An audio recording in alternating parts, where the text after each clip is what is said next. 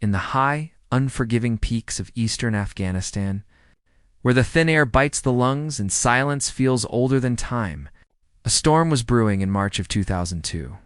The war against terror was still new. The Taliban regime had fallen months earlier, scattered and beaten. But deep in the rugged mountains near the Pakistani border, hundreds of Al-Qaeda and Taliban fighters had regrouped. They were waiting, armed and dug into the frozen hills, ready to make a final stand. What began as a swift and simple mission to destroy a hidden enemy would turn into the first large-scale ground battle of the Afghan War, the Americans called it. Operation Anaconda, a name meant to symbolize encirclement, the crushing of a trapped foe. But in the snow-covered valleys of Pakistan province, the hunters soon discovered that they were walking into the jaws of something far more dangerous than anyone had predicted.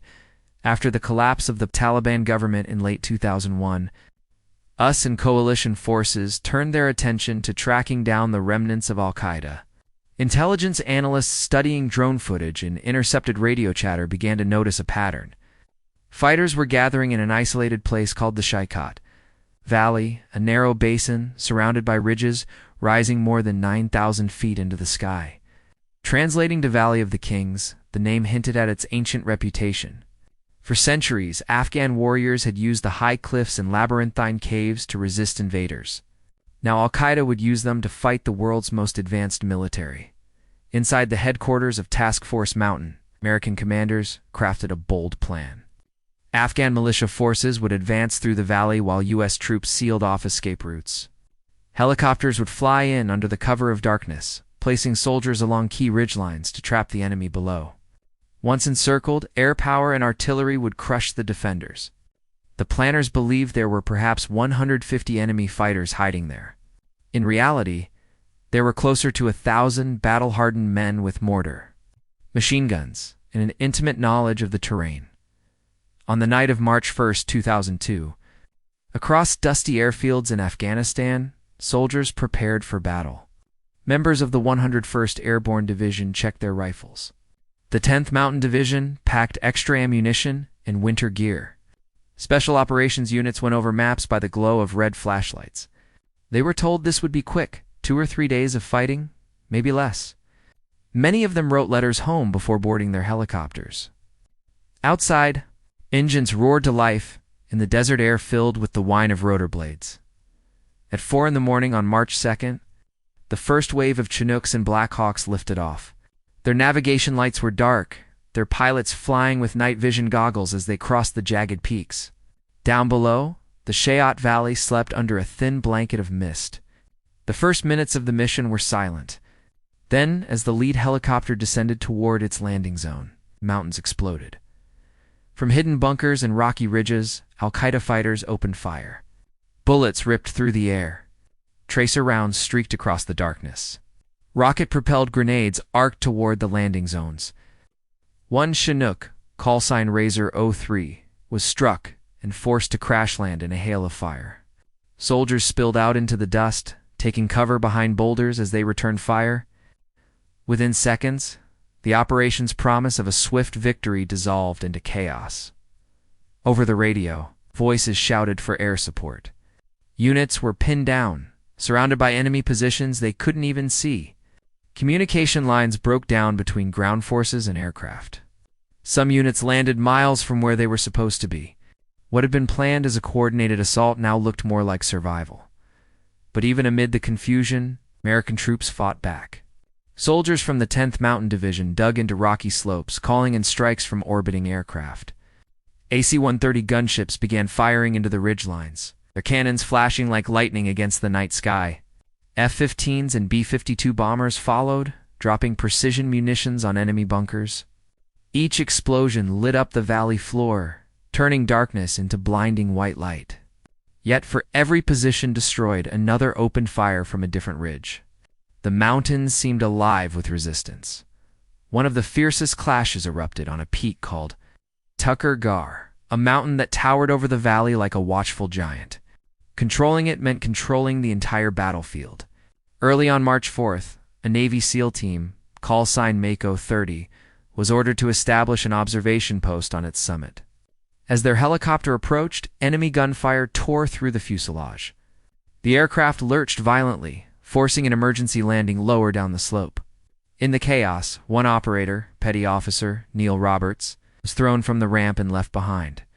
Roberts fought alone for several minutes, against overwhelming odds before being killed. His teammates made desperate attempts to reach him. What followed became one of the most intense small-unit battles of the war. Multiple rescue helicopters were hit as they tried to land. Air Force combat controllers on the ground called in airstrikes dangerously close to their own positions, blasting enemy fighters who were only meters away. The fight for Takurgar lasted all day, with soldiers battling through snow, thin air, and relentless enemy fire. 7 Americans lost their lives there, including Roberts, whose courage became legendary among those who fought beside him. Meanwhile, in the valley below, coalition forces regrouped.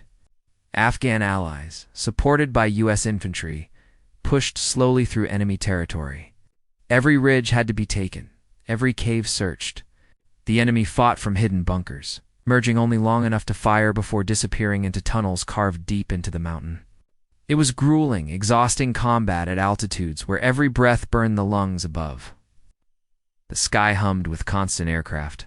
B-52 bombers dropped precision bombs that shook the earth.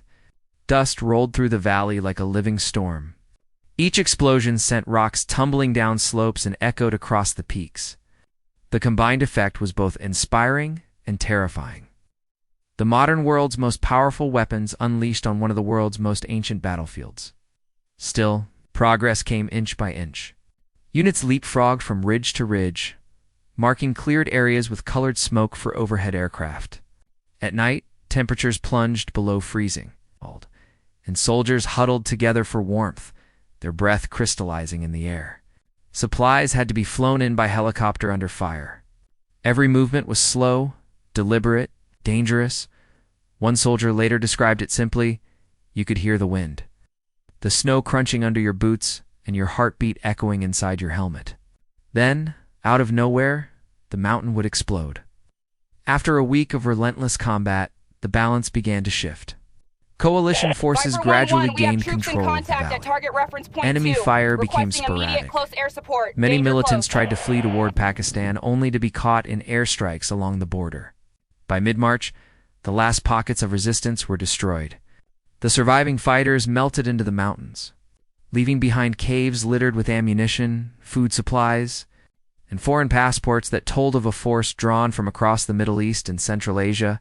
When the guns finally fell silent, the valley that had roared with battle was quiet again. Operation Anaconda was declared a success. More than 500 enemy fighters were dead, their bases destroyed. For the U.S. and its allies, it was a hard-won victory. But it came at a cost. 8 Americans killed, dozens wounded, and countless lessons learned the hardest way possible. The operation revealed the limits of technology in such harsh terrain. Communication between air and ground units had often broken down at critical moments. Intelligence had underestimated the enemy's strength. The coordination between conventional troops and special operations teams had faltered in the fog of battle. Yet those very failures would drive major reforms in how the U.S. military fought future wars. In the months that followed, analysts pored over every detail of Anaconda. They rewrote manuals, improved radio systems, and refined joint command structures. The lessons learned in the Shah-i-Kot Valley would shape the entire Afghan campaign and later. For the soldiers who fought there, it was less about doctrine and more about memory, the faces of friends, the sound of rotor blades fading into the sky, the feeling of standing on a mountain that had almost swallowed them whole. For Afghan civilians living in nearby villages, the battle brought both relief and pain. The Taliban presence was broken, but homes had been damaged and families displaced. When the coalition finally pulled out, life slowly returned, farmers leading donkeys along the same paths once used by soldiers. Children playing where artillery shells had landed only weeks before. The valley endured, as it always had, older than any army that marched through it. Years later, veterans of Operation Anaconda would look back with mixed emotions. Some called it a victory. Others called it a warning. They remembered the courage of their comrades and the brutality of the terrain more than any political message. What stayed with them were the quiet moments, a hand on a shoulder during a firefight, a whispered prayer in the cold, a flag folded for someone who would never come home. Today, the Shah-i-Kot Valley stands silent again. The scars of battle have faded beneath dust and snow. The wind still moves through the ridges, whispering through the same rocks that once shook with explosions. From above, the valley looks peaceful, almost timeless, its slopes dotted with tiny villages that seem untouched by the past. But for those who were there, it will never be just a place on a map. It is a memory carved into the soul. Operation Anaconda was more than a military engagement. It was a test of endurance, coordination, and willpower. It proved that even the most advanced army can be humbled by nature and by an enemy that refuses to break. It showed that victory in such places is never clean or simple. That courage often looks less like triumph and more like perseverance in the end. The battle for the Shah-i-Kot Valley became a symbol of the long struggle that would define the years to come. The soldiers who fought there carried its lessons into every mountain, every desert, every uncertain corner of the world where the fight continued. As the sun sets over those Afghan peaks, the silence feels heavy with memory.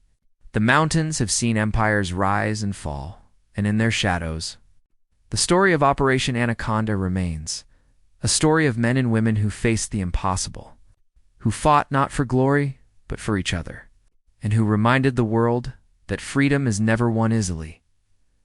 From the Valley of the Kings to the frozen summit of Takurgar, their legacy endures in the quiet courage that defines every soldier's heart.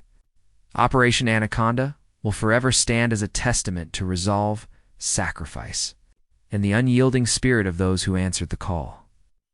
When history came whispering through the mountains, dedicated to all who served in Operation Anaconda and to those who never returned.